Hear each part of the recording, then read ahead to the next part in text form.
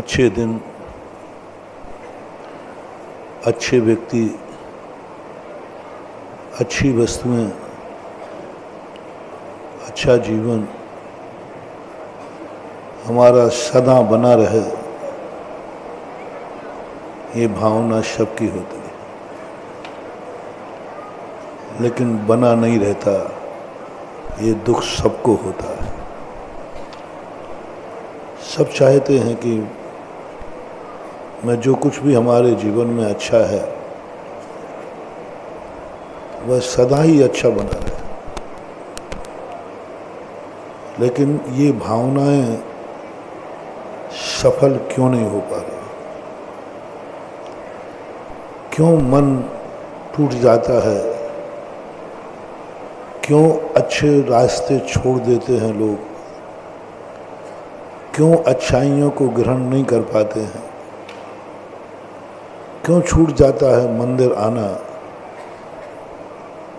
क्यों अरुचि हो जाती है धर्म की क्रियाओं से?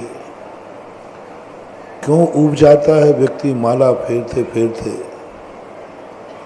क्यों थक जाता है उन गार्जियनों से?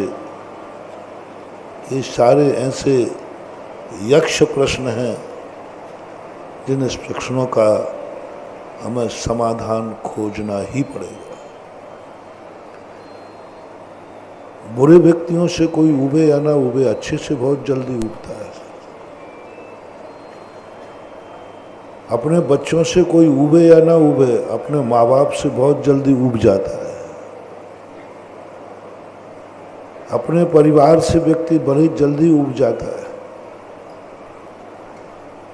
जो तुम्हारी जिंदगी में कर्म ने दिया है, उस परिवार से तुम उब जाते हो। कुछ दिन के बाद आप परिवार से अलग होने का सोचने लग जाते हो। भाई से उब जाते हो, परिवार से उब जाते हो, माँ बाप से उब जाते हो और प्रयास करने लग जाते हो कि हम इनसे कैसे अलग हो गए। ना जाने कितने लोग परिवार से अलग हो गए, लेकिन कोई ससुराल से अलग नहीं होता। बहुत कम, बहुत कम। ज़्यादातर लोग अपने माँ बाप से अलग होने का प्रयास करते हैं। दुनिया में जितनी भी अच्छाइयाँ हैं वे थोड़े दिन के लिए अच्छी लगती हैं, बाद में तो हमें उसमें भी उबासी आने लग जाती है। माला फेरते समय कितनों लोगों को उबासी आती होगी, क्योंकि उब गए, अच्छी है ना माला। लेकिन नोट गिनते समय कभी किसी को जमाई नहीं आई। पूजा करते करते आ जाती उदासीनता, आखिर कितनी पूजाएं करूं, बहुत हो गया, उबासी आ जाएगी। लेकिन भोजन करते करते आज तक किसी को उबासी नहीं आई कि आखिर कितना खाऊं, वही प्रतिदिन खा रहा हूं, वही पूजाएं प्रतिदिन कर रहा हूं। मन विशुद्धि कम हो जाती है। वही भोजन तुम प्रतिदिन कर रहे हो, कभी उदासीन नहीं हुए। एक व्यक्ति ने कहा, बोले महाराज जी ये बताएं, भगवान का तुम प्रतिदिन दर्शन करने की बात करते हो, प्रतिदिन दर्शन करो, ये ठीक है आपके लिए। किसी दिन दर्शन नहीं हो पाए तो आप कहते उपवास कर लो, भोजन मत करो। आखिर ऐसा क्यों? एक आध दिन छूट गया तो क्या बात हुई? भगवान तो वही है ना जो कल थे, मंदिर तो वही है ना जो कल था, अभिषेक का लोटा वही है ना जो कल था, अभिषेक का पाठ भी वही है ना जो कल था। हमने कही है तो सब कुछ वही। तो महाराज कभी कभी छूट जाता है तो फिर क्यों प्रायश्चित? मैंने कहा सबसे बड़ी भूल तेरी यही है कि तुझे भगवान सदा एक से दिखते हैं। इसका अर्थ तूने भगवान का दर्शन किया ही नहीं। भगवान का दर्शन करने वाले व्यक्ति को लक्षण बता रहा हूं कि जब तुम जिस मंदिर में जाते हो, यदि तुम्हें ये लगा कि मैंने कल इन भगवान का दर्शन किया था, समझ लेना आपने दर्शन किया ही नहीं है, आप रूढ़ी और परंपरा में बंधे हुए हैं। और ऐसा महसूस हो जो आज दर्शन कर रहा हूँ, ऐसा दर्शन तो मैंने कभी किया ही नहीं, समझ लेना आपका जीवन कभी भगवान पुराना नहीं होना चाहिए, कभी भगवान का दर्शन पुराना नहीं होना चाहिए, कभी भगवान की मूर्ति पुरानी नहीं होना चाहिए। जितने बार दर्शन करो ये लगे कि मुझे पहली बार ही मैं दर्शन कर रहा हूं, मैंने किया ही नहीं अभी तक दर्शन। नहीं भाई, कल भी आप आए थे, बोले कल ये भगवान तो नहीं थे, ये भगवान तो नहीं थे, कल कुछ दूसरे ही भगवान थे, आज कुछ दूसरे लग रहे हैं। और जब व्यक्ति को नया नया रूप दिखेगा तो फिर वो कभी नहीं सोचेगा कि मैंने बहुत बार दर्शन किया। पूजा को कितनी बार कर लेना, पूजा तुम्हें नहीं लगना चाहिए, प्रतिदिन नहीं लगना चाहिए। बोले भाई कल पूजा की थी, बोले नहीं, जो कल की थी वो तो आज है ही। भक्तांबर पाठ पढ़ते जाते हो आप लोग, तुम्हें पुराना रट गया। मैंने तो भक्तांबर पाठ हजारों बार पढ़ा, कभी ऐसा नहीं लगा कि मैंने कल तो पढ़ा था, पता नहीं कौन सी नई बात, अरे इतने बार पढ़ लिया, ये तो मेरा समझ में नहीं आया कि इसमें ये अर्थ भी छुपा है। एक नई की अनुभूति करो। पुराने वकील के फकीर बन जाते हो इसलिए मन बोर हो जाता है, क्या वही वही मंदिर, वही वही शव। तो मन को दो तरीके से समझाओ। पहला तरीका ये समझाओ कि भाई संसार के कार्य भी तो वही वही है, मंदिर वही है जो कल गए थे, मंदिर वही है जो जीवन भर से जा रहे हो। तो मन से कहो घर भी तो वही है जो बाप दादों से जा रहे हो, आज तक घर से नहीं हुए। वो पिता का घर है, ये जगत पिता का घर है। वो तेरे कल्याण की बात सोचते हैं, ये जगत के कल्याण की बात सोचते हैं। मंदिर जाने में हमारी रुचि कम हो गई, मंदिर जाने में हम उतने उत्साहित नहीं हैं। लेकिन घर जाने में आज तक बोलो कब उबे हो, कब लगा ऐसा इसी घर में कब तक जाऊं। कितने बार तो जा चुका हूं, कितने बार आना जाना हो रहा है, लगते ही नहीं। बल्कि कभी यात्रा पे जाओ तो घर की ऐसी याद आती है, और घर में बहुत दिनों के बाद घर से मिलो, ऐसे गले लगते हो कि आंसू रुकते ही नहीं। कभी मंदिर में ऐसा हुआ कि भगवान कल मेरा दर्शन छूट गया, और ऐसा लगा कि मेरा बहुत बरसों छूट गए, बहुत कुछ छूट गया। नहीं लगा, नहीं लगा, कभी भी तुम्हारे लिए मंदिर का आनंद नहीं आएगा। आज तक भोजन करते हो ये भाव नहीं आया कि मैं बहुत बार भोजन कर चुका हूं, पूजन बहुत बार कर चुके, बहुत पूजाएं हो चुकी, ऊब गए, थक गए। लेकिन आज तक कोई भी व्यक्ति भोजन से नहीं उबा। प्रतिदिन भोजन तुम करते हो, कैसा स्वाद आता है? और एक दिन का उपवास हो और फिर दूसरे दिन वो पहला पानी का घूंट कैसा लगता है? अरे महाराज अमृत है।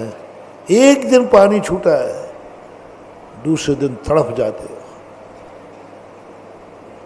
दिन में नहीं मिलता तो रात में स्वप्न में पी डालते हो।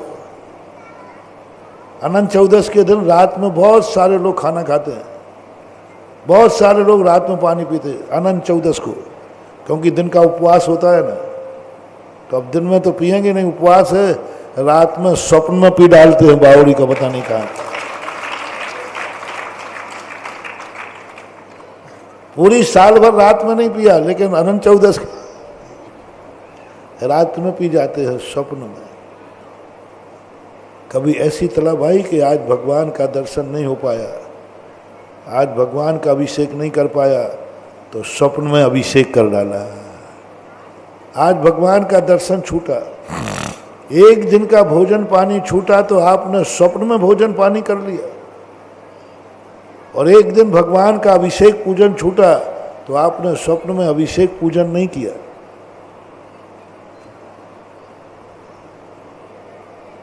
क्यों? क्योंकि उसको आपने कभी रुचि से किया ही नहीं।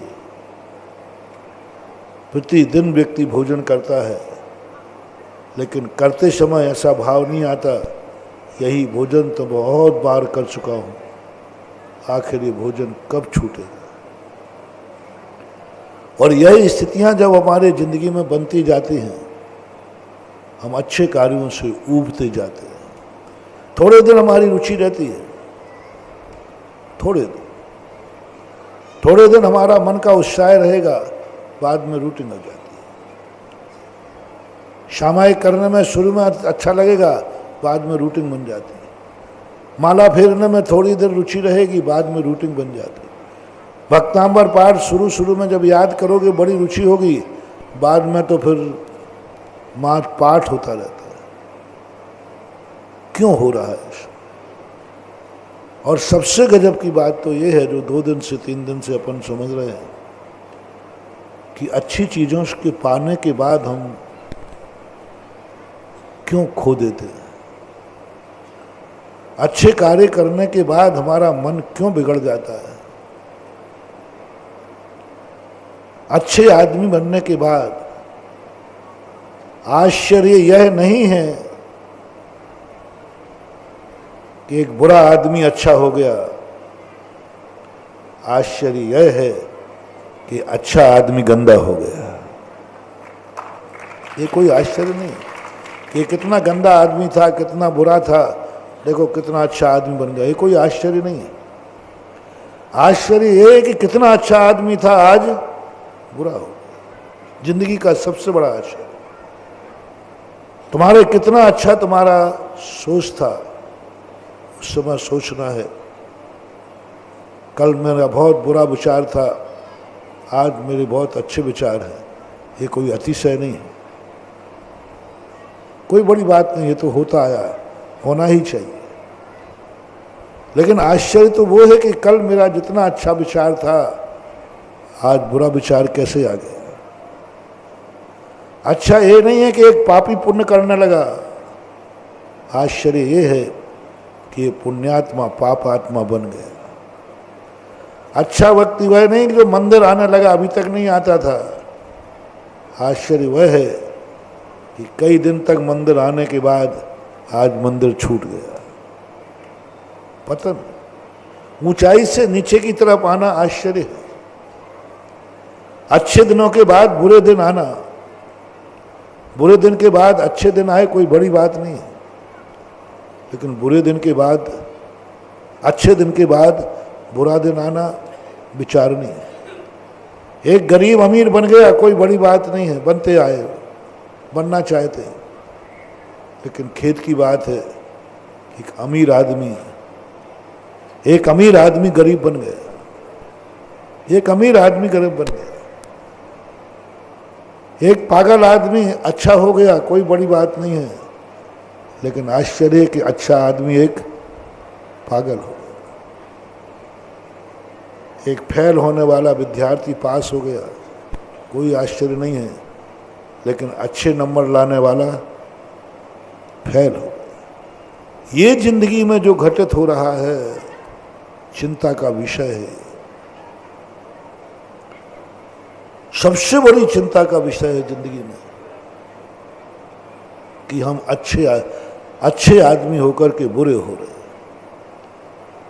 गंदा व्यक्ति 16 का हो गया, ये कोई बड़ी बात नहीं है। लेकिन 16 का व्यक्ति एक अशुद्ध हो गया, ये बड़ी विचारनीय बात है। तुम उस चीज से ऊब रहे हो, उस मंदिर से क्यों? इसका मुख्य कारण है तुमने अच्छाई को समझा ही नहीं,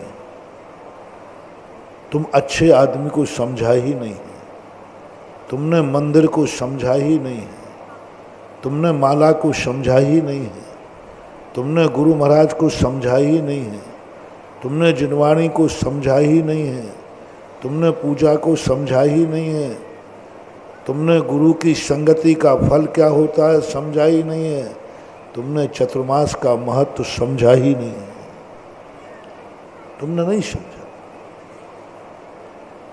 तुम मात इसलिए आ रहे हो क्योंकि तुम्हें कुछ दिख रहा है, तुम्हें दिख रहा है, भगवान नहीं दिख रहे हैं। भगवान की भक्ति से तुम्हें कुछ मिलेगा वो दिख रहा है, भगवान नहीं दिख रहा है, भक्तांबर नहीं दिख रहा है, गुरु नहीं दिख रहे हैं। तुम्हें दिख रहा है कि उस भक्ति करने से मुझे यह मिलेगा, तो आप वस्तु से भगवान से प्रभावित नहीं है, जो उसकी भक्ति से मिलने वाला है उससे प्रभावित। आप पुण्य से प्रभावित हो गए, और पुण्य इसलिए करते हो कि पुण्य के फल से जो तुम्हें वस्तु मिलती है वह वस्तु से तुम प्रभावित हो। तुम्हें पता चल गया कि भगवान के दर्शन करने से, भक्ति करने से बहुत पुण्यबंद होते हैं। भगवान की भक्ति करने से वैभव मिलता है। तुम भगवान से प्रभावित नहीं हो, चले आए, चलो मैं भी मंदिर चलता हूं, तुम वैभव से प्रभावित हो। वो वैभव तुम्हारे लिए आकर्षित कर रहा है, भगवान नहीं कर रहे। 99% लोग भगवान से प्रभावित नहीं है, उनकी दृष्टि में भगवान अच्छा नहीं है। भगवान की भक्ति से जो मिलता है उससे प्रभावित है, उससे प्रभावित। और वो वस्तु उन्हें भगवान के पास तो क्या, किसी गधा की पूजा करने से मिले तो उस गधा की भी पूजा कर डालोगे आप 99%। 99% कह रहा हूं, जैनियों में कह रहा हूं, जैनियों की बात कह रहा हूं। क्यों है चंद लोग सम्यक दृष्टि शास्त्रों में? मैं सोचता था इतने सारे जैनी हैं तो 2-4 सम्यक दृष्टि क्यों? अभी तो लाखों सम्यक जैनी हैं, लाखों मंदिर आ रहे हैं, लाखों माला फेर रहे हैं, लाखों लोग पूजा कर रहे हैं, लाखों लोग प्रवचन सुन रहे हैं, लाखों लोग पूरे भारत में हजारों चतुर्मास हो रहे हैं। आखिर ये सब क्या मिथ्या दृष्टि है? मुझे बात समझ में नहीं आती थी, लेकिन जब मैंने इसका सर्वे किया तो मुझे तो 3-4 मिलना भी मुश्किल दिख रहे हैं। क्योंकि तुम खुद अपने आप में परीक्षण करो, भगवान अच्छे हैं या भगवान से जो मिलने वाला है वो अच्छा है? भगवान अच्छा है, रिपीट करता हूं, भगवान अच्छा है या भगवान से जो मिलता है वो अच्छा है? झूठ मत बोलना। गुरु अच्छा है कि गुरु का आशीर्वाद अच्छा है? वो जो है वही कहो ना। एक और कहें कि देखो भाई, मैं आशीर्वाद देता हूं, मुझे चाहोगे तो जो कुछ तुम्हारे पास है, सुनो, मुझे चाहोगे जो कुछ तुम्हारे पास है ये सब विलय को प्राप्त हो जाएगा, कुछ भी नहीं बचेगा।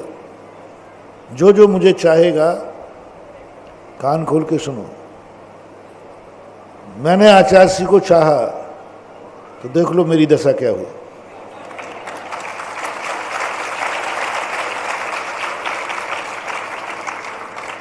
और आचार्य जी ने ज्ञान सागर को चाहा तो उनकी दशा क्या हुई। उन्होंने कुंद स्वामी को चाहा तो उनकी दशा क्या हुई।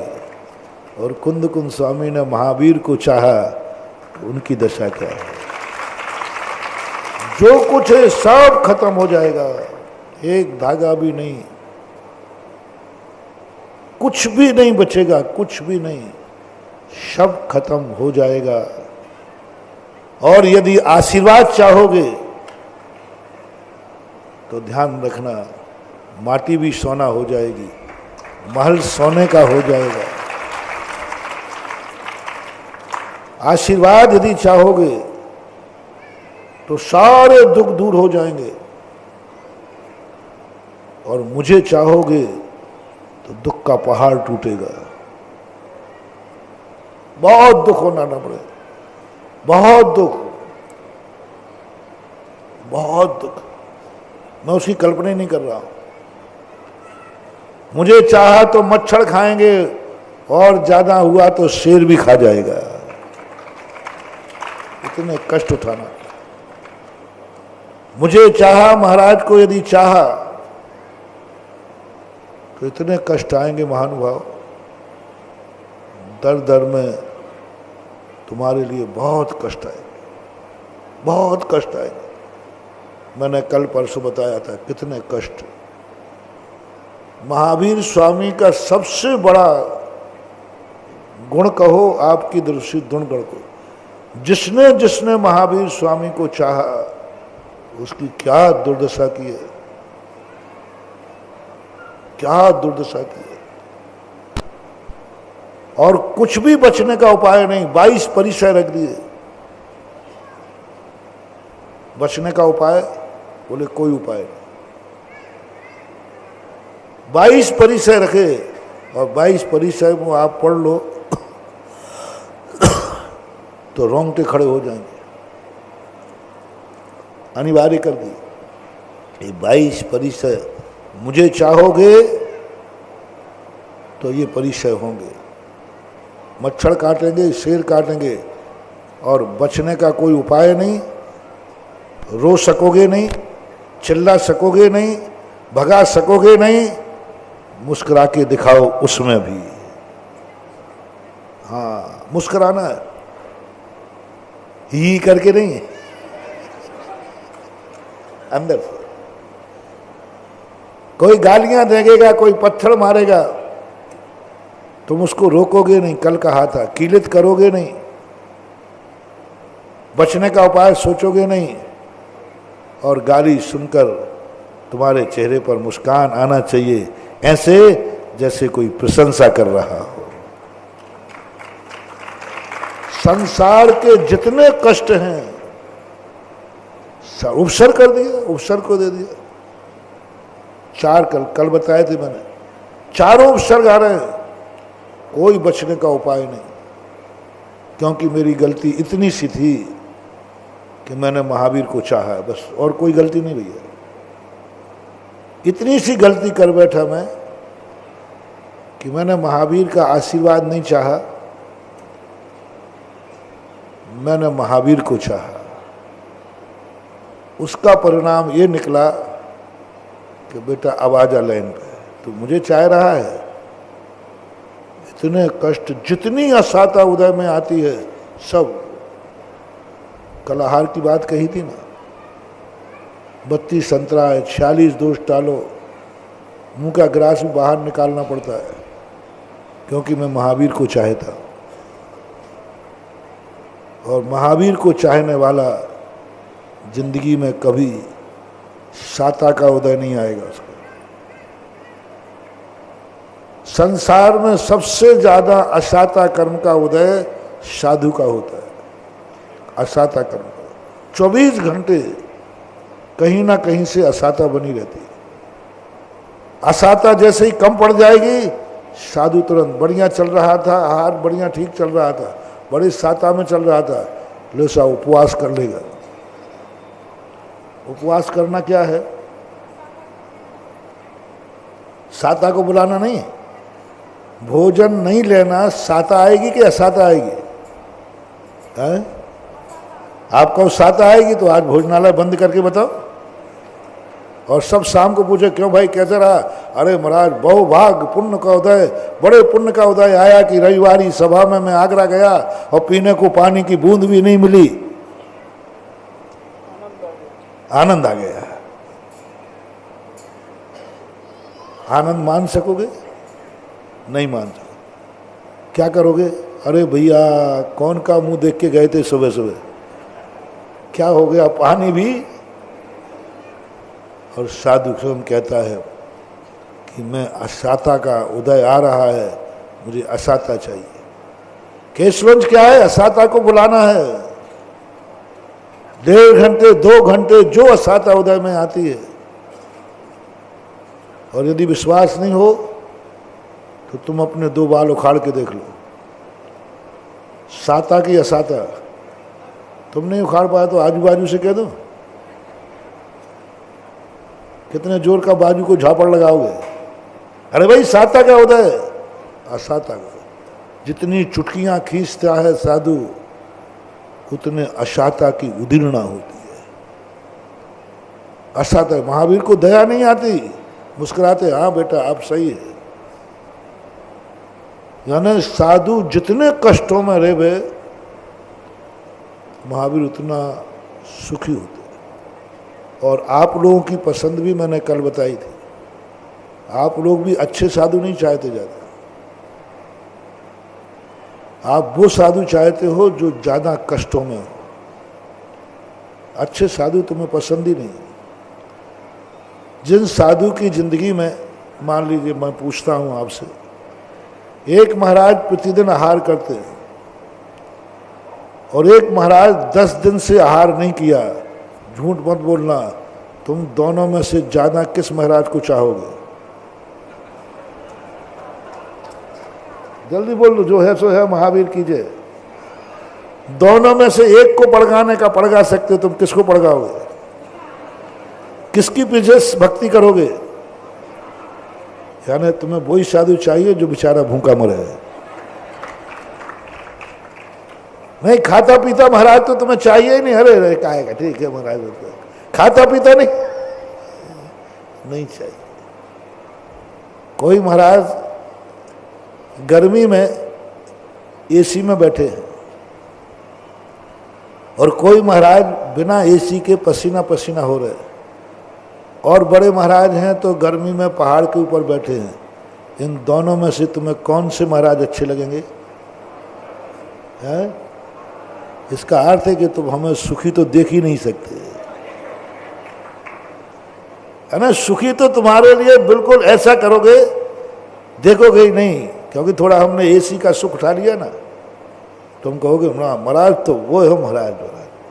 यानी तुम सुखी देखना भी नहीं चाहते। गर्मी के सर्दी के दिनों में एक महाराज नदी किनारे बैठे हैं और एक बढ़िया हीटर लगाकर कमरे में बैठे हैं। दोनों में से तुम किस महाराज को चाहोगे? और दोनों में से एक का चतुर्मास करने मिले तो किसका कराओगे? नदी किनारे वाले का। मैं पहले ही जानता हूं, तुम तो 4-4 रजाई ओढ़ के सो, और महाराज आए तो कहना महाराज वही महाराज सही हैं जो शीत ऋतु नदिया के किनारे। क्या है जो कल कहा था, मंदिरों में उन्हीं के चित्र बनाए गए जिन साधुओं के जीवन में संकट आए। शेर खा गए, सियारनी खा गई, उनके चित्र बनाए तुमने बड़े बड़े मंदिरों में। जिन महाराजों को मच्छर ने भी नहीं खाया, उन महाराजों का चित्र मंदिर में नहीं मिलता। उनका नाम भी दुनिया में अमर नहीं है, नाम भी नहीं जानते कोई। कल बाहुबली की बात कही थी ना, भरत और बाहुबली में दुनिया में लोग किसको चाहते हैं? बाहुबली तो छोटे थे। मैंने तो पूरा देखा कि भरत बाहुबली में अंतर क्या है? कुछ नहीं बंधु, कोई अंतर नहीं है। बस इतना है कि भरत के जीवन में कोई कष्ट नहीं आए, उनको मच्छर ने भी नहीं खाया, और बाहुबली के शरीर पर सांप बिच्छू बेले लुटते रहे। यानी कौन से महाराज तुम्हें चाहिए जिनके ऊपर सांप चढ़े, बिच्छू काटे, बामी बनाए, जितने कष्ट उठाएं? तो तुम्हारी पसंद भी यही दिखती है। उनके लिए श्रीफल चढ़ाओगे जो बेचारे 700 मुनि कितने संकट में थे। अरे ऐसे ऐसे 700 मुनि हुए हैं जिनके जीवन में किंचित मात्र भी संकट नहीं आया, किंचित मात्र भी संकट नहीं आया। 700 मुनिराज, हजारों मुनिराज, कुछ भी नहीं, किसी ने गाली भी नहीं दी, किसी ने उन पर कुछ भी छींटा भी नहीं उतारा, बस मुनि बने, ध्यान में बैठे, मोक्ष चले गए, कुछ नहीं हुआ, उनके नाम याद ही नहीं। लेकिन जिन महाराजों के जीवन में ऐसे दारुण कष्ट आए, इतने कष्ट, बेहोश होकर गिर पड़े, 700 मुनिराजों के दम घुट गया। ऐसे मुनिराजों को तुमने रक्षाबंधन पर्व बना दिया, उनकी पूजा करेंगे। अब तुमसे पूजा करवाना है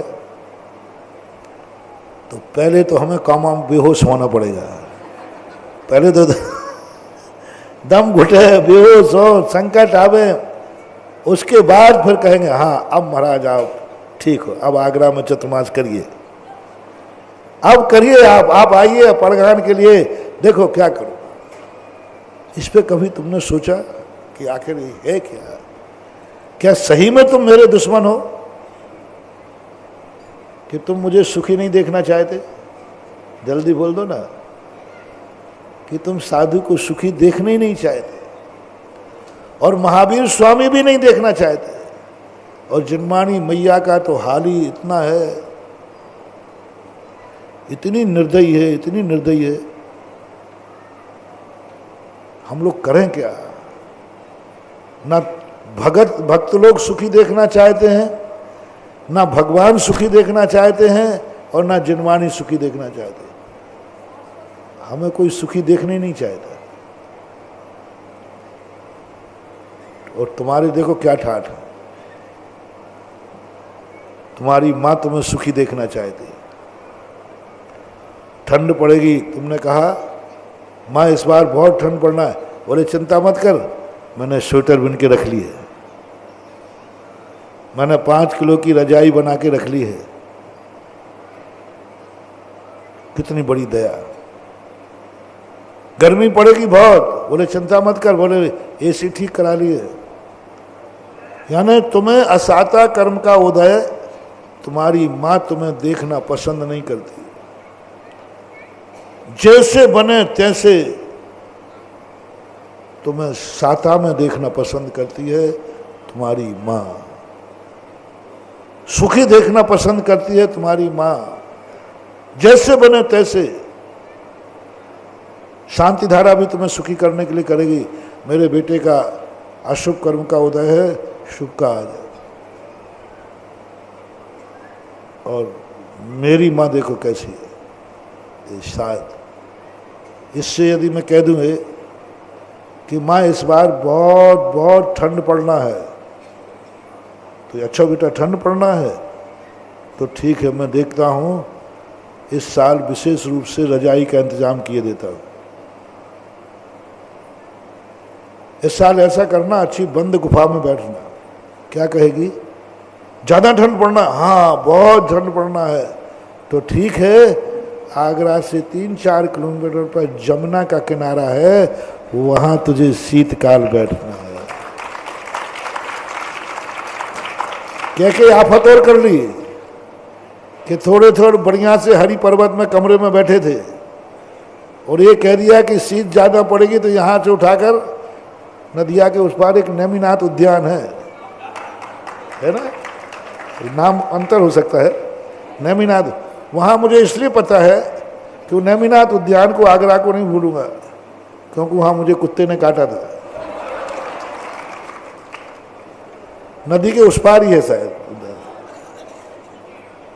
तो वहाँ बैठने, वहाँ जाने के लिए कहा, तो हम लोग तो कुछ नहीं बोलते, क्योंकि जितना बोलना है अपन तो कहते नहीं कोई खास ठंड नहीं पड़ेगी, माँ कहती ठीक बैठे रहेंगे।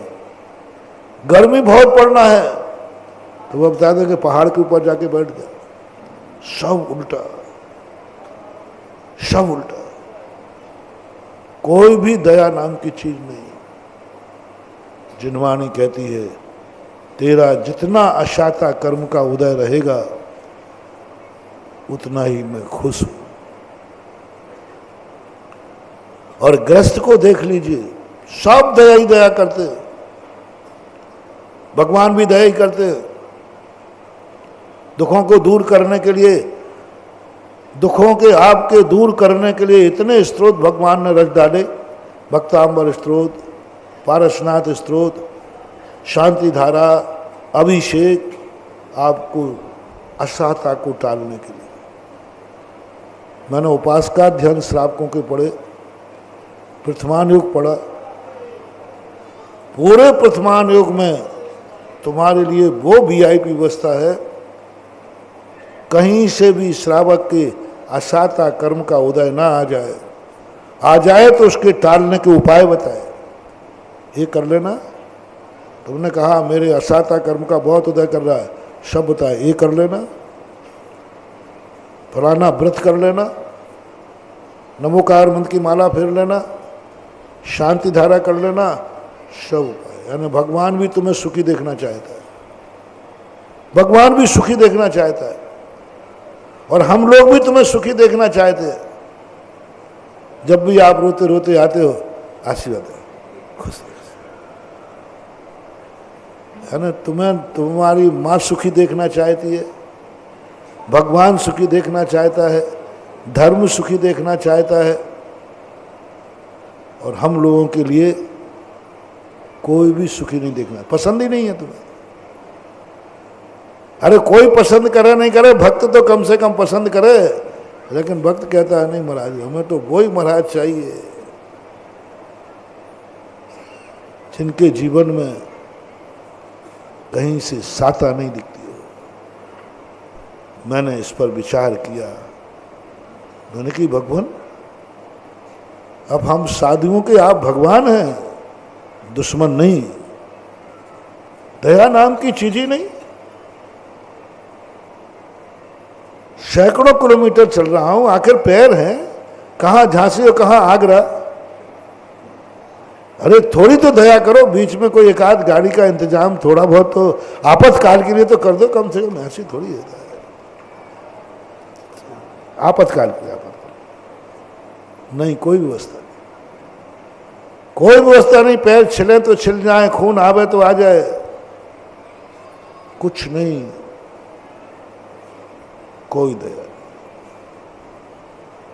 विचार करो, बहुत बड़ा सोच दे रहा हूं महानुभाव, बहुत बड़ा मोटिवेशन दे रहा हूं अपने मन को दृढ़ करने के लिए। बोलो, महावीर स्वामी हम साधुओं के कौन हैं, भगवान या दुश्मन? चलो मेरे ही से पूछ लो, तुम तो नहीं कहोगे, क्योंकि तुम्हें तो फोब आ रहा है, तुम कैसे कह दोगे?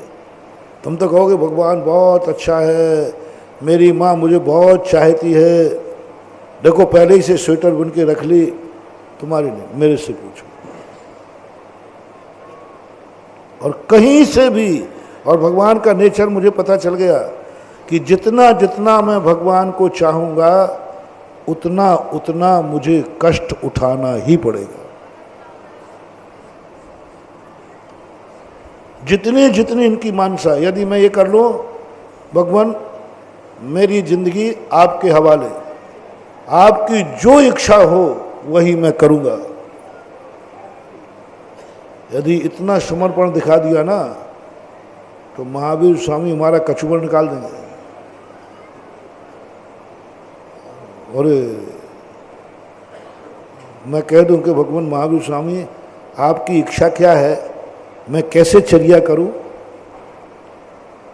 मैं चतुर्मास कहाँ करूं? यदि महावीर स्वामी की इच्छा के अनुसार चतुर्मास करते तो बोले चतुर्मास कहाँ होता? आगरा में नहीं, किसी पेड़ के नीचे होता, जंगल में, जहां शेर होते, चीते होते, 24 घंटे में कहीं भी वहां सुख के नजर नहीं आता। ऐसा बियावान, कजली वन, शेर हैं, चीते हैं, हाथी हैं। तो भगवान वहां तो मेरे लिए मर जाऊंगा। बोले तूने ये पूछा ना कि भगवान जो तुम्हारी इच्छा हो वहां चतुर्मास करूंगा, तो मैंने अपनी इच्छा बता दी। ऐसी थी शीतकाल, मैंने पहले ही कह दिया, नदी किनारे उनसे पूछ लिया कि भगवान गर्मी जहां आप कहोगे वहां बिताऊंगा, जो आपकी इच्छा हो। तो कहां बताएंगे वो हमें? गिर विस्तु पर्वत के ऊपर। ये है महावीर की इच्छा। वे आहार कोई नहीं उठना तो बगैर तू तो ध्यान में उठा क्यों आहार के लिए? मेरी इच्छा तो यही है कि दीक्षा लेने के बाद ध्यान में बैठे, सीधा जाकर के केवल ज्ञान करने के बाद उठे। उनकी इच्छा ही नहीं। हम लोग अपनी मर्जी से उठ रहे हैं। अब नहीं मानते तो महावीर ने कहा ठीक है उठ जा।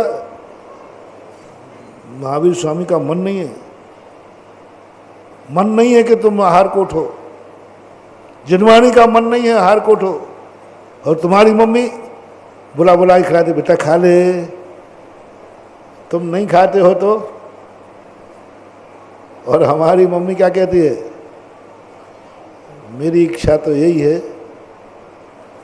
कि तू आहार को मत उठ। नहीं मेरा चलेगा नहीं, मैं नहीं रह पाऊंगा। तो ठीक है, ऐसा मुंह बना रही देखो जैसे हमने कोई, ठीक है फिर उठ जा, जाकर एक बार खा ले आहार। और उसमें देखो हमारी इच्छाएं तो कर दी, लेकिन उसके पीछे इतनी शर्तें लगा दी, बेटा अब मैं मना तो करूंगी नहीं जब तू कह रहा है, लेकिन शर्तें इतनी लगा दी कि तू खाना चाहे तो भी नहीं खा सकता।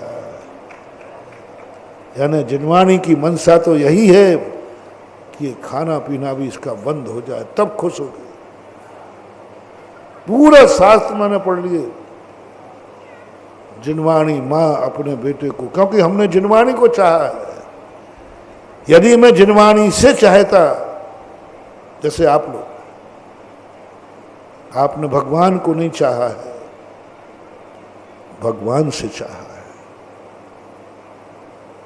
जो भगवान से चाहता है वो कभी उसकी जिंदगी में असाता कर्म का उदय नहीं आता।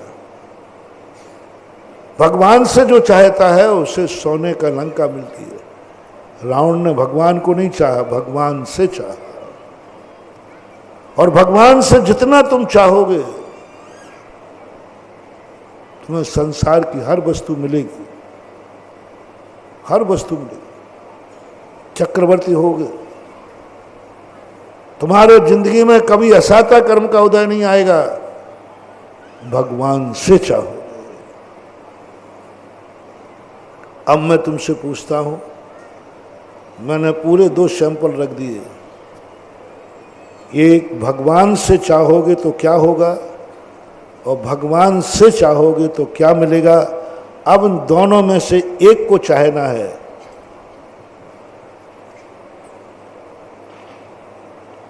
बोल दो, अब देख लो। और जो चाहोगे वही होगा, पक्का मान के चलना। यदि भगवान को चाहा तो बेटा ध्यान रखना, संसार का ऐसा कोई कष्ट नहीं होगा जो तुम्हारे ऊपर नहीं टूटे। हिम्मत है? और मैंने सब पढ़ लिया शास्त्रों में, तो भी मैं दावा करता हूं जितने कष्ट हैं इतने से अनंत अनंत और आ जाएं तो भी मैं भगवान को चाहूंगा।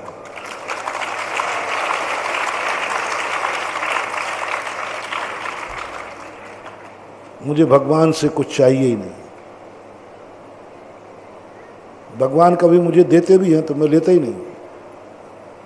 बहुत देते हैं, चिंता मत करो, अपन तो भगवान देते नहीं, देते हैं तो भी लेता नहीं।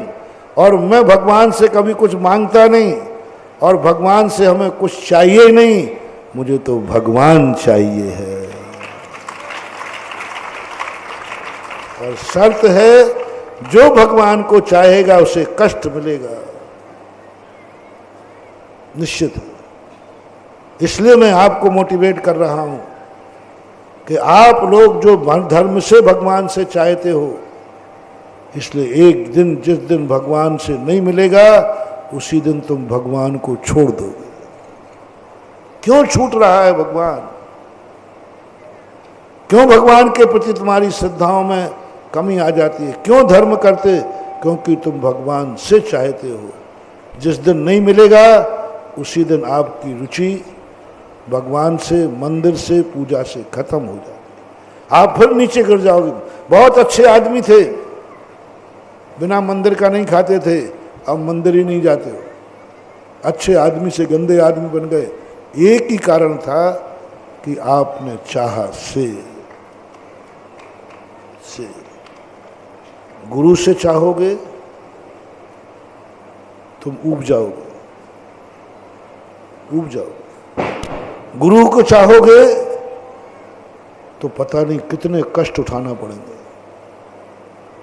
गुरु को शत्रुवत कहा है कातंत्र रूपमाला में। शत्रुवत कहा है, गुरु का आदेश जो है शत्रुवत कहा। इच्छाओं को मारना पड़ेगा। क्या आदेश दे दे पता नहीं।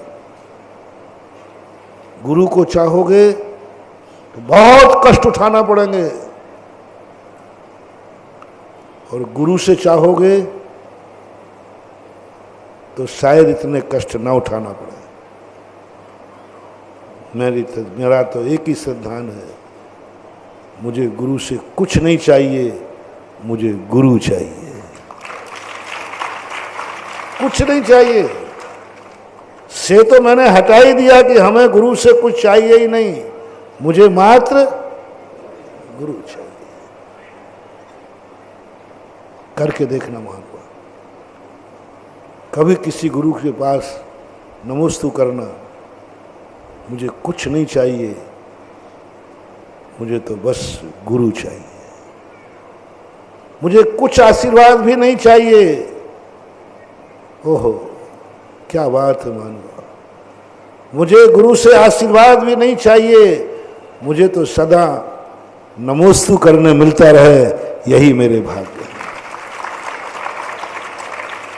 दो चीजें बी फॉर, एक और आशीर्वाद तुम्हें सदा गुरु का मिलता रहेगा। दो एडवांस करता हूं, सदा गुरु का आशीर्वाद रहेगा। एडवांस में दे रहा हूं, आज ही दिए दूंगा, अभी दिया नहीं, अभी कह रहा हूं। जिंदगी भर के लिए आशीर्वाद तुम्हें एडवांस में दे रहा हूं, नहीं दे पाऊं तो आज ही कहता हूं कि जिंदगी भर। और दूसरी तरफ ये छूट देता हूं कि तुम्हें पूरी जिंदगी भर साधु को नमोस्तु करने मिलता रहेगा। जिंदगी भर आशीर्वाद मिलता रहेगा, जिंदगी भर नमोस्तु करने मिलता रहेगा। दोनों में क्या मिलेगा? नमोस्तु करने मिलेगा, कष्ट आएंगे। नमोस्तु करने मिलेगा, कष्ट आएंगे, जो है वो भी चला जाएगा। और आशीर्वाद मिलेगा, जो है वो तो बचेगा, जो नहीं है वो भी मिलेगा। जो नहीं है वो भी मिलेगा। आशीर्वाद चाहोगे, और दो में से एक लेना है। या तो ये वरदान लो कि तुम्हें जिंदगी भर गुरु को नमोस्तु करने मिलेगा, तुम्हें जिंदगी भर जन्म जन्मांतरों तक तुम सदा साधु को नमोस्तु करने का सौभाग्य मिलेगा। 24 घंटे में एक बार तुम्हें साधु को नमोस्तु करने मिलता रहेगा। एक वरदान ये और एक वरदान है कि तुम्हें जिंदगी भर जन्म जन्म तक आशीर्वाद मिलता रहेगा। और दोनों का फल मैंने बता दिया। जिनको आशीर्वाद मिलता रहेगा वे कभी दुखी नहीं होंगे, यानी असाता कर्म का उदय नहीं आएगा। और जो नमोस्तु करेंगे, नमोस्तु करने का वरदान लेंगे, उनके दुख बना रहेगा, असाता बनी रहेगी। साता का दर्शन कभी हो जाए आटे में नमक के बराबर तो अलग है।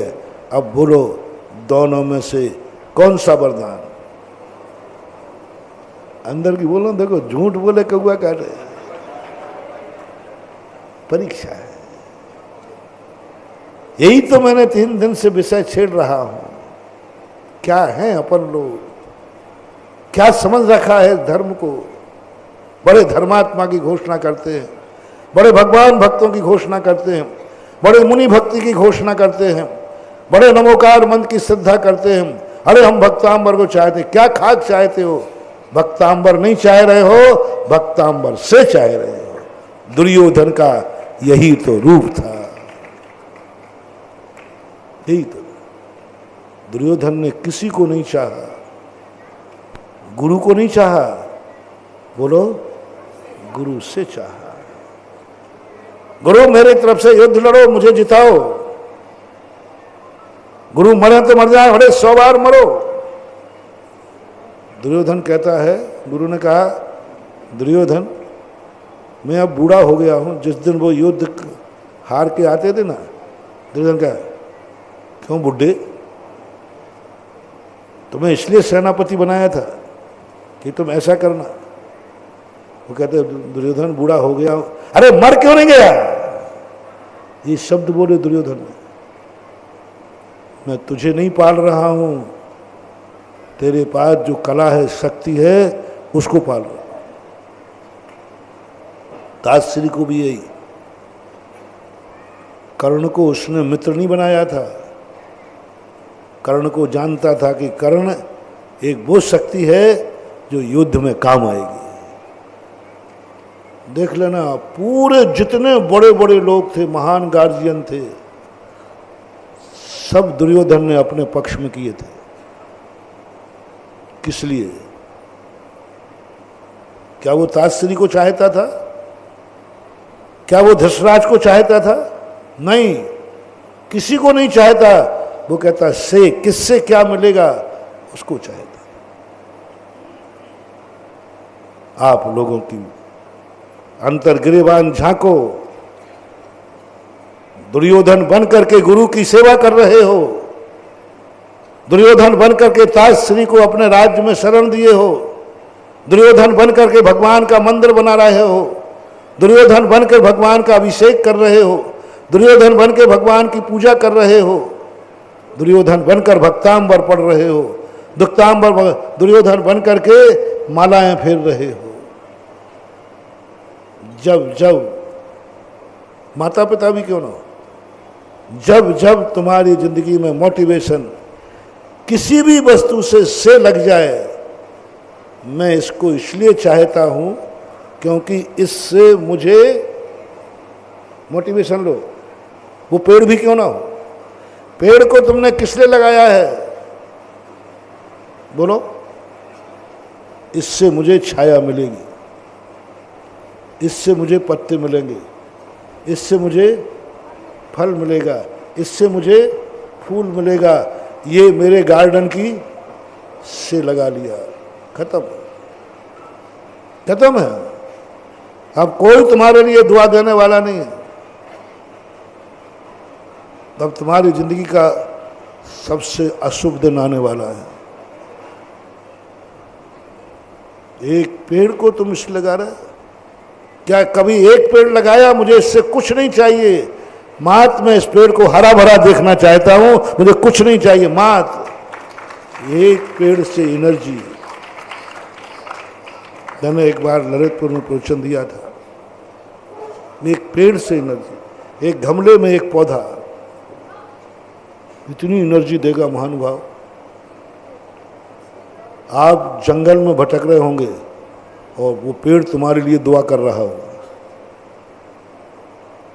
तुम गाड़ी के नीचे दबे होगे और गमले का पेड़ तुम्हारे लिए बचाने की दुआ कर रहा होगा, तुम चारों तरफ से शेरों के घिर गए होगे, शेर झपटने वाला होगा और गमले का पेड़ ऐसी एनर्जी भेजेगा कि तुम शेर के मुख से भी वापस आ जाओगे। एक पेड़ बताओ जिसको तुमने, पेड़ को चाहो, पेड़ से नहीं, पेड़ को चाहो, पेड़ से नहीं। बोलो, तुम्हारी जिंदगी में बहुत पेड़ है, बोलो से लगा है कि मार पेड़ लगा है। झूठ ना बोलो, जो है तो वो तो है ही।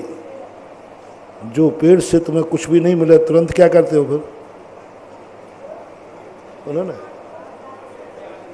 अरे तुम पेड़ की तो बात महाराज बहुत छोटी बात है, हमें तो गाय से ही दूध मिलना बंद हो जाता है तो कसाई को बेच देते हैं हम तो बाप और माँ से भी मिलना बंद हो जाता है तो उनको भी छोड़ के चले जाते हैं। आप भी कौन सी बात कर रहे हो, हम लोग कोई कच्चे दुर्योधन नहीं है। मैं कहाँ पहुँच रहा हूँ, कि पेड़ से भी, एक पेड़ को जिंदगी में चाहो, उससे कुछ नहीं चाहिए, मुझे पेड़ चाहिए, कुछ नहीं चाहिए। मैं सदा इसको हरा भरा देखना चाहता हूँ। सुबह उठकर उसको खाद दे रहे, बोले क्यों भाई, क्यों, इसकी बड़ी सेवा कर रहे हो तुम? बस इससे मुझे प्यार है। प्यार किसे बोलते मालूम? उस पेड़ से हमें कुछ मिलेगा, वो प्यार नहीं है, वो व्यापार है। व्यापार है, क्योंकि ये पेड़ हमें पत्ते देगा, बहुत सुंदर पेड़ है ना, हम अपने कमरे में दरवाजे पर रखूंगा स्मॉल के लिए, बहुत अच्छा लगेगा।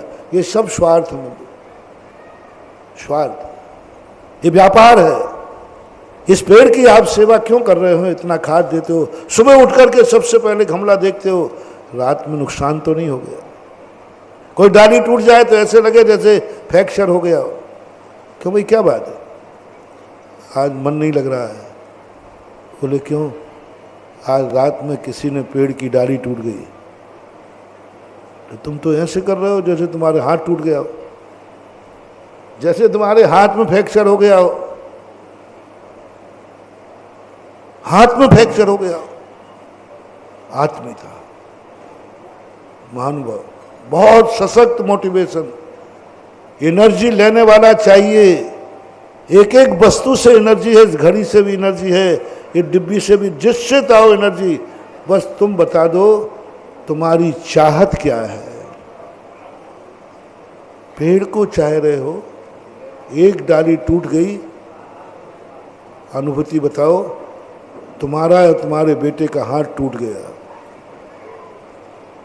तुम्हारा तुम्हारे बेटे का हाथ टूट गया, क्या डाली टूटने पर इतना कष्ट तुम्हें हुआ? और किसी ने पूछा भाई इससे तुम्हें क्या मिलता है क्या?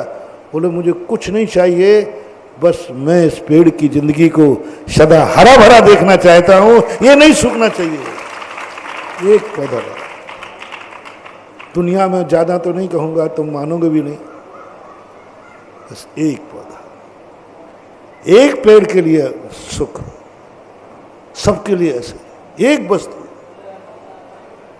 जिसके पास से तुम्हारा से हट जाए, और जब जब तुम्हें से आवे तुरंत समझ लेना हमारा विनाश निश्चित है, क्योंकि हम दुर्योधन हैं। उसी समय निमित्त ज्ञानियों ने कृष्ण जी से कहा, कृष्ण जी ने घोषणा कर दी थी ये कभी नहीं जीत सकता। लोगों ने कहा कृष्ण जी क्या बात करते हो, दुर्योधन ने बहुत बड़ी सेना इकट्ठी कर ली है, बहुत बड़ी सेना इकट्ठी कर ली दुर्योधन ने, और आपकी सेना भी ले गया, और सारे धुरंधर लोगों को पक्ष में कर लिया, ताश्री पक्ष में, द्रोणाचार्य पक्ष में, कृपाचार्य पक्ष में, सारे द्रुपद, एक द्रुपद राजा था उसको भी रास्ते में बहला करके अपने वश में कर लिया, अपने पक्ष में कर लिया, कर्ण उसके पक्ष में। कृष्ण जी कहते हैं ये हारेगा। बोले क्यों?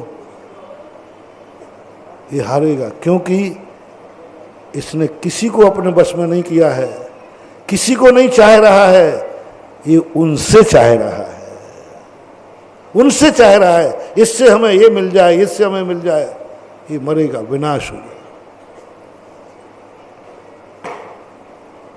और पांडवों की घोषणा, कृष्ण जी क्या इतने समझदार नहीं थे? कमजोर पक्ष में खड़े हो रहे, क्या बदनामी कराना? आप लोग बोलते भाई चुनाव वगैरह होता है तो किस पक्ष में खड़े होते हो जाना, पहले देख लेते हो कौन सी पार्टी। पांडव, कृष्ण सुदाम, कृष्ण जी किस पक्ष में खड़े हो रहे? कमजोर पक्ष में, जिनके पास सैनिक नहीं है, छोटी सी सेना है, उस पक्ष में खड़े होने को तैयार हो गए। क्या था? मैंने बहुत इसका सर्वे किया। मैंने द्वारकाधीश आप तो बहुत समझदार हैं, आप इस पक्ष में खड़े हो रहे हैं जहां बदनामी निश्चित है, जहां हारना निश्चित है। क्या अर्जुन की हिम्मत है कि ताश्री का सामना कर लेगा? क्या धर्मराज की हिम्मत है कि द्रोणाचार्य का सामना कर लेगा? क्यों बेइज्जती कराने के लिए युद्ध का शंखनाद करते हो? और कृष्ण जी ने कहा मैं करूंगा शंखनाद। कृष्ण जी ने शंख बजाया था महाभारत, दुनिया कहती है कि हारोगे, देखो ये शंख बजा रहे हैं और कल इनका शंख नहीं है। कृष्ण ने मात्र एक पॉइंट पर लेकर के 2 परीक्षाएं की पांडवों की। जब एक परीक्षा तो की, जब वनवास में हनुमान मिले वैष्णव दर्शन के अनुसार, तो हनुमान से भीम ने कहा कि हनुमान जी, आप हमेशा सत्य के पक्ष में लड़ते रहे हैं, आप कुछ हमारे साथ अन्याय हो रहा, मेरे पक्ष में लड़िए। तो हनुमान ने कह दिया कि साहब मैं नहीं लड़ सकता, मैं स्थितप्रज्ञ हो गया हूँ, मैं ज्ञान योग में चला गया हूँ, मैं कुछ नहीं मात्र देख सकता हूँ, जान सकता हूँ। तो भीम ने छोड़ दिया, बोले क्या काम के। जैसे ही धर्मराज को पता चला तो धर्मराज भीम से कहते हैं, मूर्ख, पहलवानों की अकल घुटनों में होती है। हाँ, पहलवानों की अकल घुटनों में होती, बुद्धि कम होती उनकी। क्या किया तूने? थोड़े करता क्या उनका? उन्होंने कह दिया मैं कुछ नहीं करूंगा। बोले यही तो दुर्योधन में और तेरे में कोई अंतर नहीं, वो भी दुनिया के पूज्य पुरुषों से चाह रहा है और तू भी पूज्य पुरुषों से चाह रहा है। अरे पूज्य पुरुषों से नहीं चाहा जाता है, पूज्य पुरुषों को चाहा जाता है। तुरंत धर्मराज हनुमान के पास पहुंचते हैं, बजरंग बली माफ करना मेरे भाई को, मुझे आपसे कुछ नहीं चाहिए, आप दोगे तो नहीं, बस मुझे तो आप चाहिए। तो क्या करेगा मेरे ले जा करके? बोले कुछ नहीं, आपकी साक्षी में हम हारना चाहते हैं, आपकी साक्षी में हम मरना चाहते हैं, हम ध्वजा में बैठेंगे, तुम कुटोगे पिटोगे, मैं कुछ भी पक्ष नहीं लूंगा। बोले कुछ नहीं, मैं पिटूं तो आपके सामने, मरूं तो आपके सामने, हारूं तो आपके सामने, बस मुझे तो आपकी छाया में मरना पसंद है। जितने कष्ट आए मेरी जिंदगी में, आपकी छाया में आना चाहिए। जब कृष्ण ने ये सोचा, किसने हनुमान से नहीं चाहा, पांडवों ने हनुमान को चाहा। अपना निर्णय कृष्ण ने स्वयं कहा। दूसरी परीक्षा ली, चाहते तो आधा आधा बंटवारा कर देते। कृष्ण जी कैसे थे, देखो मैं अपनी सेना के 2 भाग करता हूँ, आधा पांडवों के लिए और आधा, लेकिन कृष्ण जी तो बहुत आगे के थे, उन्होंने सारी चीजें एक तरफ रख दी, पूरी सेना, सुदर्शन चक्र सब रख दिया एक तरफ, और निहत्ते एक तरफ खड़े हो गए, 2 भाग कर दिए। मेरा धन कोष, मेरा शास्त्रागार, मेरी सेना, सब कुछ एक तरफ है और मैं अकेला निहत्ता एक तरफ हूं। दुर्योधन ने क्या मांग लिया? बोले निहत्ते का करूंगा क्या? अब कृष्ण जी अर्जुन की तरफ देखते हैं, बोले अब क्या बचा, जा। बोले नहीं साहब, तो अब मेरे पास है क्या जो तुझे दे दूं? बोले मुझे आपसे कुछ नहीं चाहिए, मुझे तो आप चाहिए, कुछ नहीं चाहिए मुझे। क्या करेगा मुझे ले जा करके? बोले मुझे कुछ करना ही नहीं। वही वाली बात, आप चाहिए, आप मेरे सामने बैठ करके। और देखो ये 2 परीक्षाओं पास हुए, कौन हारा कौन जीता? से वाला जीता कि उनको चाहने वाला जीता? सुन रहे हो रे दुर्योधनो, तुम्हारी हालत वो है, तुम भगवान को नहीं भगवान से चाहते हो, तुम गुरु को नहीं गुरु से चाहते हो। तो निश्चित समझना, जब जब तुम्हारे गार्जियन से, अब इसको एक मोटिवेशन बना लो, जब जब तुम्हारे गार्जियन से, जो तुम्हारे पूज्य हों, बड़े हों, जब जब तुम्हें उनसे कुछ चाहने की बात आवे कि इनसे हमें ये मिल जाए, आप बिल्कुल नोट कर लेना, पत्थर की लकीर, आपका दुर्योधन है और आपका वही हश्र होगा जो दुर्योधन का हुआ, वही। अपने से पुण्यहीन से भी हमें इससे नहीं चाहिए। पुण्यवानों से, गार्जियन से हमें कुछ नहीं चाहिए, गार्जियन चाहिए। पुण्यहीन नहीं चाहिए हमें, लेकिन पुण्यहीन से भी नहीं चाहिए। 3 बातों को अपन बनाते हैं। समय आपका हो रहा है। पहली बात, मोटिवेशन बनाओ। जो पुण्यवान हैं, हमारे पूज्य पुरुष हैं, वो माता पिता हों, चाहे भगवान हो, चाहे गुरु हो, आज नियम लें, हम उनको चाहेंगे, उनसे। और मैंने पहले बताया, उनको चाहोगे तो कष्टों का पहाड़ टूटेगा। पहले से हिम्मत कर लेना, नहीं पर बाद में कहो महाराज आपने बताया नहीं था। नहीं, तुम्हारा क्या भरोसा, महाराज आपने बताया नहीं था, आपकी बातों में आ गया मैं। क्योंकि आप प्रवचन ही ऐसे देते हो कि आप अपनी बात मनवा लेते हो। हाँ, मैं अपनी बात किसी को थोपता नहीं हूँ। फिर कह रहा हूँ, मैं अपनी बात किसी को थोपता नहीं हूँ, लेकिन मैं अपनी बात तुमसे मनवाए बिना रहता नहीं।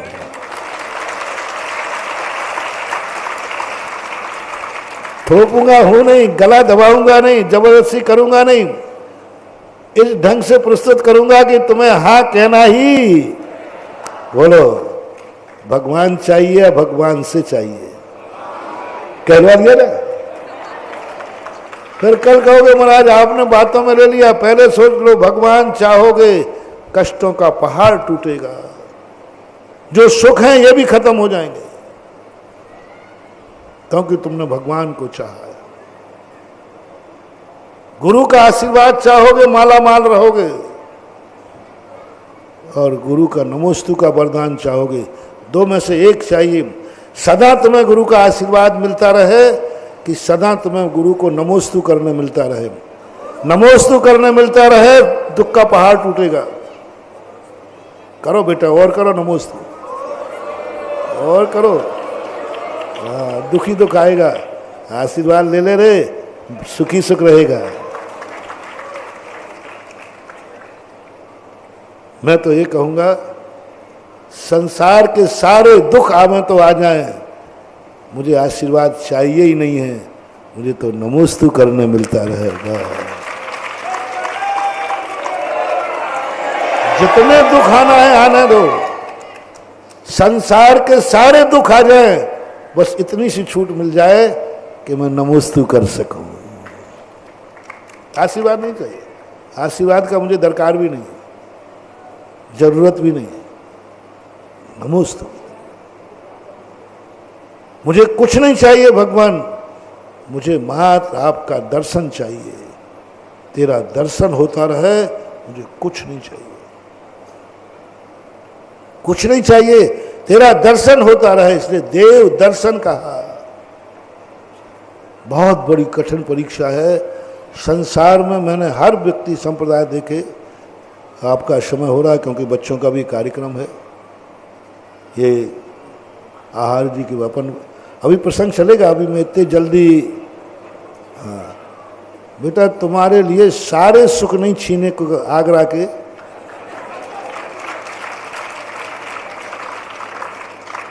और अंत में कह लूंगा, मुझे सुख नहीं चाहिए, मुझे महाराज चाहिए।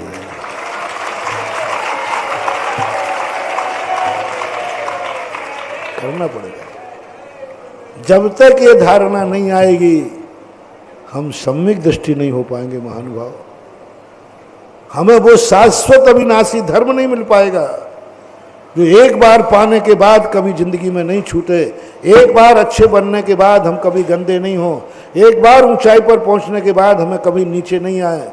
एक बार जो अच्छा जीवन में आ गया वो कभी छूटना नहीं चाहिए। हमें वो टंकोत्कीर्ण परिणति चाहिए जो अमृतचंद सूरी महाराज ने कहा। उसके लिए मैं तुम्हें लोभ दे करके नहीं बुलाऊंगा, मैं तुम्हें अच्छी तरह से पका करके बुलाऊंगा।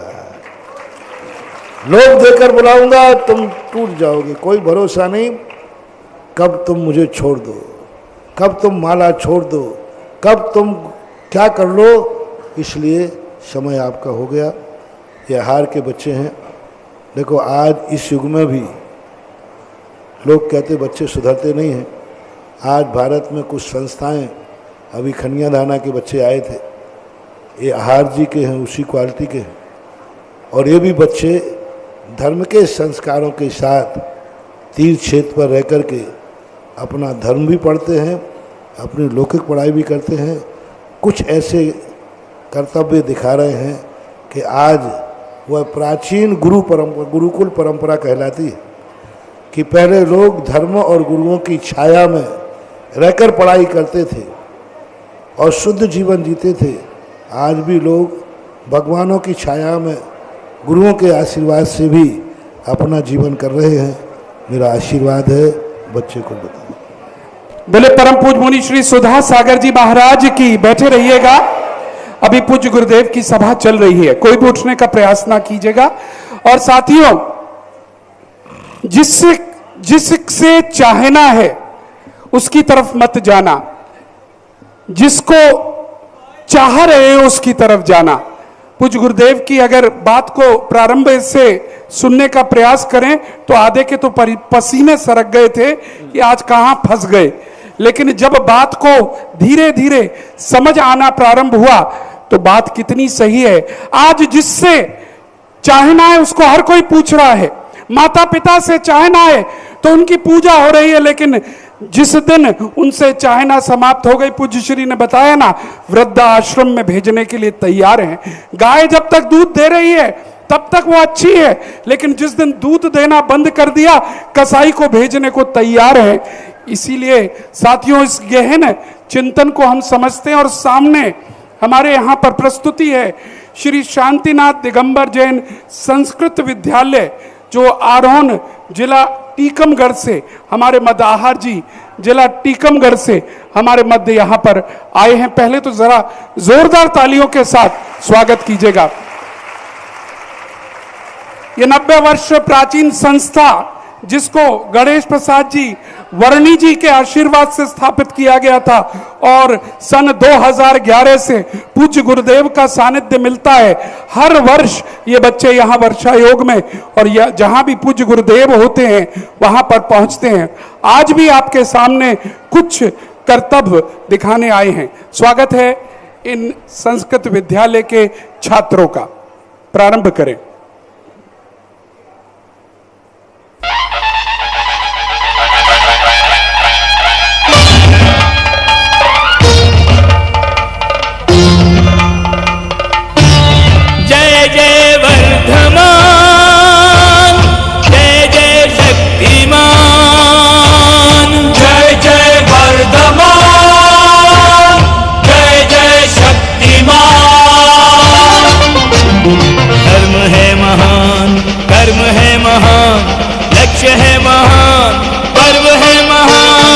केसरिया हाथ ले, केसरिया हाथ ले, युवा शक्ति साथ ले, युवा शक्ति साथ ले, केसरिया हाथ ले, युवा शक्ति साथ ले। वीर जी की सेना चली, वीर जी की सेना चली, महावीर जी की सेना चली, वीर जी की सेना चली। जय जय वर्धमान, जय जय शक्तिमान, जय जय वर्धमान, जय जय शक्तिमान। एकता की राह में, एकता की राह में, अखंडता की चाह में, अखंडता की चाह में, एकता की राह में, अखंडता की चाह में। जागरण की ज्योति जली, जागरण की ज्योति जली, जागरण की ज्योति जली, वीर जी की सेना चली।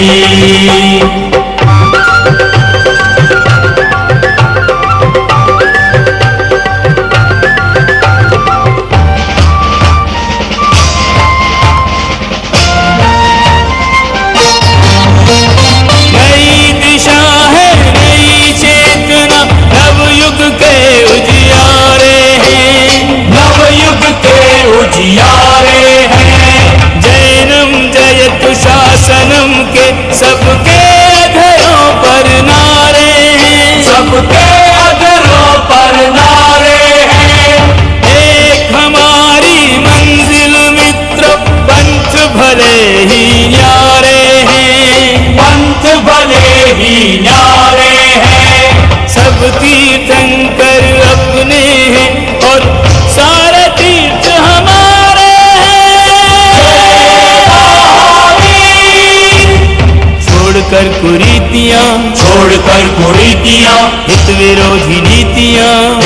विरोधी नीतियां, छोड़कर कुरीतियां, हित विरोधी नीतियां, एकता के सांचे ढली, एकता के सांचे ढली, एकता के सांचे ढली, वीर जी की सेना चली।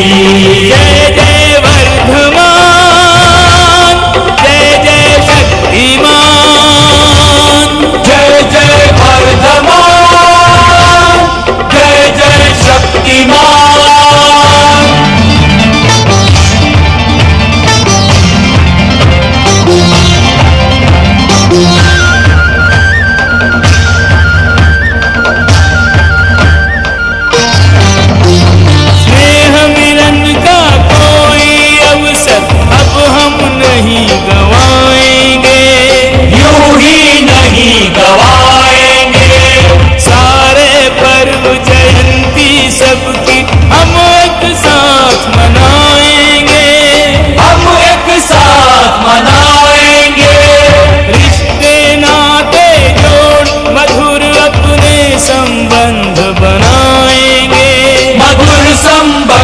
बनाएंगे इस बगिया में बस अब मेल मिलाप के मौसम आएंगे। जय महावीर। विश्व भर में शांति हो, विश्व भर में शांति हो, शांति है तो क्रांति हो, शांति है तो क्रांति हो, विश्व भर में शांति हो, शांति है तो क्रांति हो। भ्रांतियों की भूल कर गली, वीर जी की सेना चली, भ्रांतियों की भूल कर गली, वीर जी की सेना चली। जय जय वर्धमान, जय जय शक्तिमान, जय जय वर्धमान, जय जय शक्तिमान। एकता की राह में, एकता की राह में, अखंडता की चाह में, अखंडता की चाह में, एकता की राह में, अखंडता की चाह में, जागरण की ज्योति जली, जागरण की ज्योति जली, जागरण की ज्योति जली, वीर जी की सेना चली।